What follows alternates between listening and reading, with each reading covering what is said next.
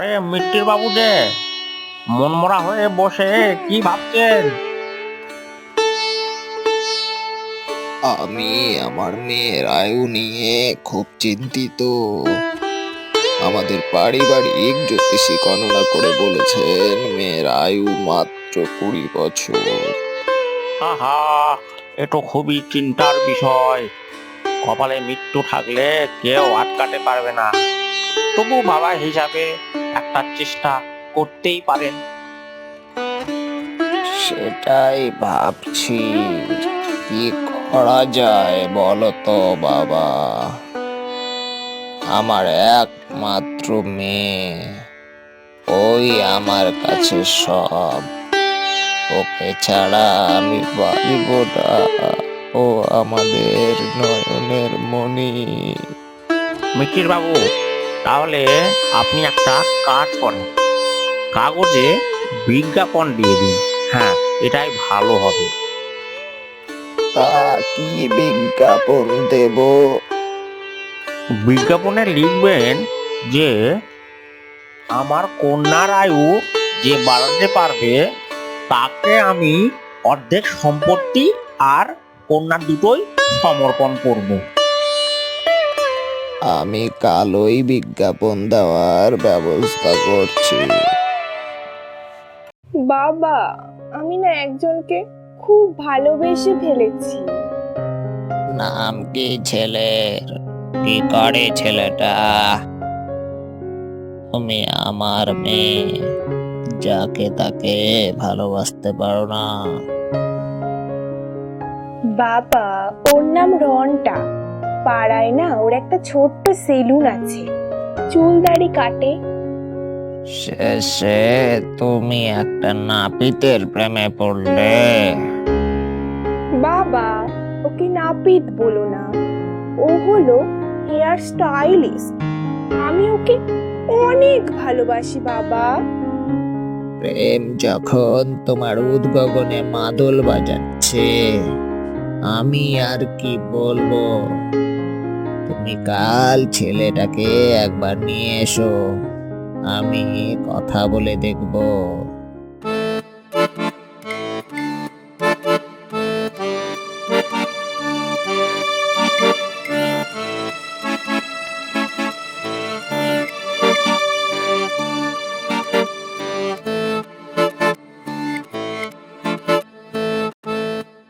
নমস্কার শ্বশুর মশাই, আমি রন্টা। আচ্ছা, তুমি রন্টা, বসো এখানে, কথা আছে। তুমি কি জানো আমার মেয়ের আয়ু মাত্র 1 বছর? না তো, যতই ভালোবাসি, বিয়ের আগে প্রেমিকা পটে তুললে শ্বশুরের পয়সায় ব্যবসাটা বাড়াবো কি করে? কি এত ভাবছো? না না, কিছু না, আপনি বলুন। এই নাও, এটা দেখো।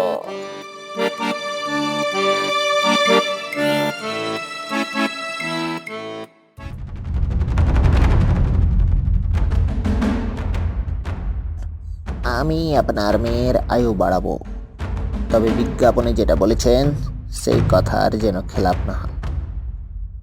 আমার এই ছেলেকে একদমই পছন্দ নয়, তবে ও যা বলল, করতে পারলে আমার মেয়ে আমার কাছেই থাকবে, তাই একে সুযোগ দেওয়াই যায়।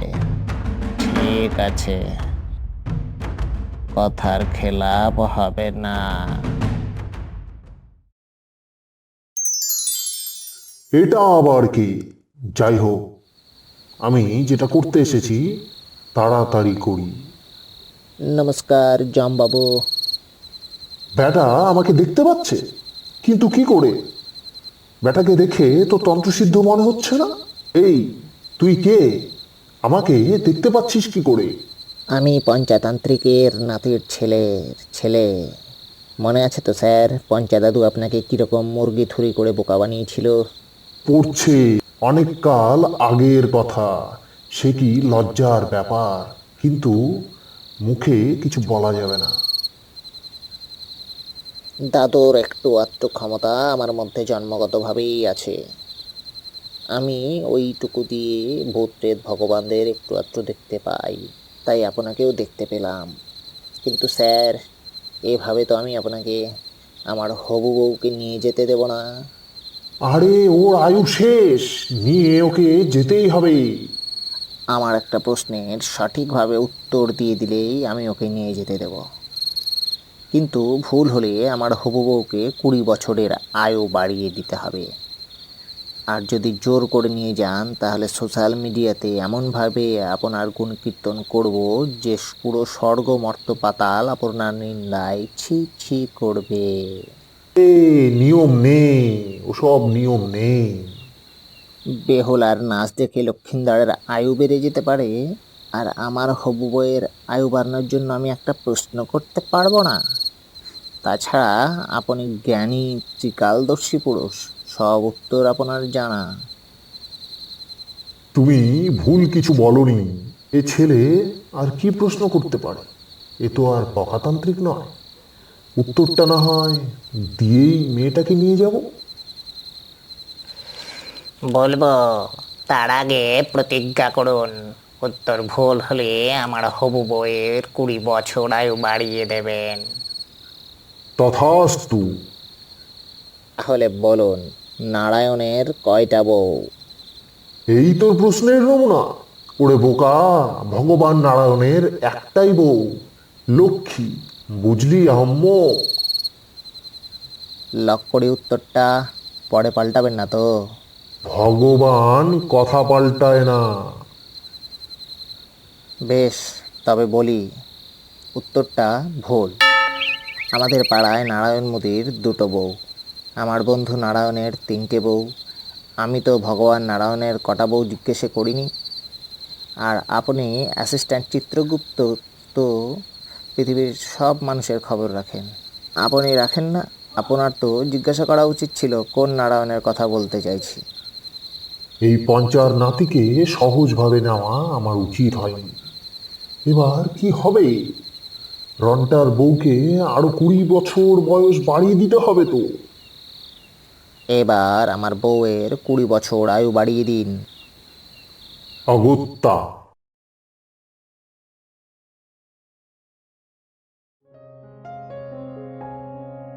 হ্যাঁ মিত্তির বাবু, আপনার মেয়ের আয়ু সত্যি আরো 20 বছর বেড়েছে। এবার রন্টার সঙ্গে আমার মেয়ের বিয়ে হবে, আর রন্টাই হবে আমার অর্ধেক সম্পত্তির মালিক।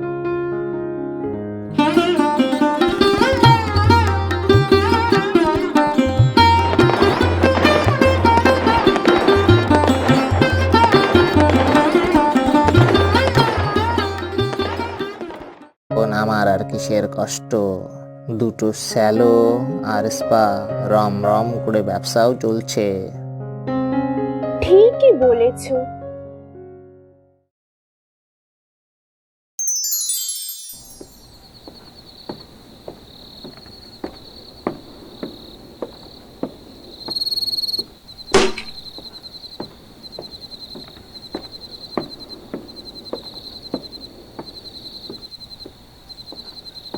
বউ চলে গেলে আমার 2টো মেয়েকে কে দেখবে?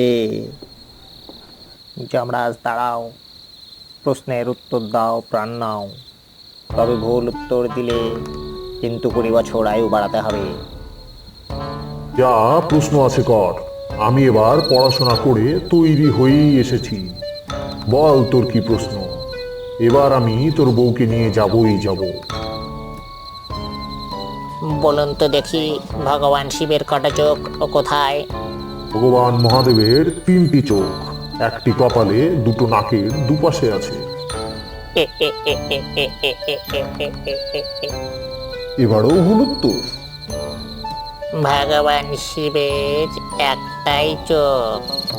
কটা? অর্থাৎ যে চোখের মণি ধূসর, এবং সেটা কপালে। আমি মহাদেবের চোখের সংখ্যা জিজ্ঞাসা করিনি, আর ওই কপালের চোখটা দিয়ে আগুন বেরোয় বলে তার মনিটা আগুনের আঁচে পুড়ে একটু ধূসর, অর্থাৎ একটু কটা হয়ে গেছে। খেয়াল করে দেখবেন। কতবার বলেছি নিজের কমন সেন্স দিয়ে উত্তর দেওয়ার চেষ্টা কর, তা না, ছোটবেলা থেকেই শুধু মুখস্থ বিদ্যা। এই দিয়ে এইসব অদ্ভুত প্রশ্নের উত্তর দেওয়া কি যায় হতভাগা? নে, আরো 20 বছর তোর বউয়ের আয়ু বাড়িয়ে দিলাম। পরের বার রন্টার বউকে তুলে আনতেই হবে।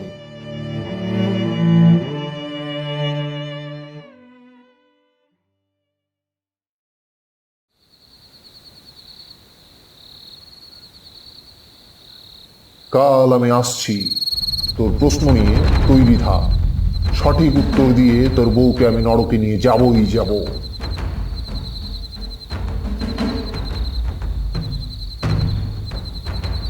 কি প্রশ্ন করব জমকে? এমনিতেই যা রেগে আছেন, বাগে পেলে চূড়ান্ত নরক যাত্রা দেবেন। পঞ্চা দাদু, বুদ্ধি দাও।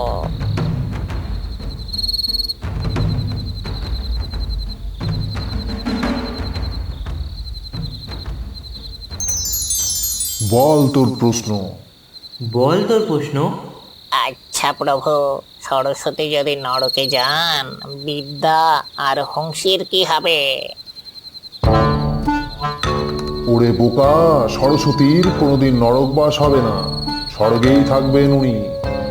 আর সেই জন্যই বিদ্যা আর হাঁস তার সঙ্গেই থাকবে, নইলে জগৎ সংসার থাকবে না। বুঝলি হাম্মক?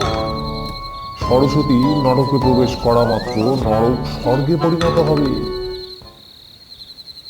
উত্তর দেওয়ার আগে রনটাকে জিজ্ঞাসা করেছিলি যে রনটার বউ বাচ্চার নাম কি?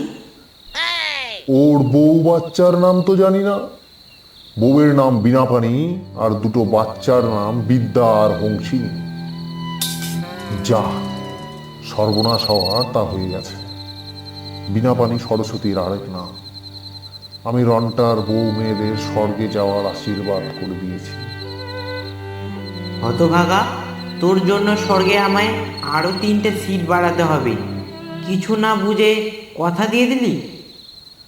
আমি কথা দিচ্ছি, আর 20 বছর পর তুমি আর সরস্বতী দুজনেই একসঙ্গে স্বর্গে যাবে। পরে তোমাদের 2 মেয়ের জন্যেও স্বর্গে ব্যবস্থা করা থাকবে।